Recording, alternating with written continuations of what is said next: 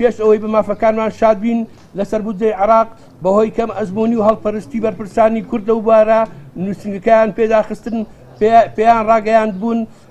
کە خۆمان لە کوردستان مافەکانیان بۆ دابین دەکەین لە 2000 منحەیەکی شەرمنانە لەژێر یاسای ژمارە 11 ساڵی 2011 پەرلەمانی کوردستان دابین کرا لە ئەگەری دروستکردنی ئاریشە بۆ دۆسیەکەمان لە بەغدا لەلایەن حکومەتی هەرێم پێداگیری خۆمان ڕادەگەیەنین بە گواستنەوەی داواکارەکانمان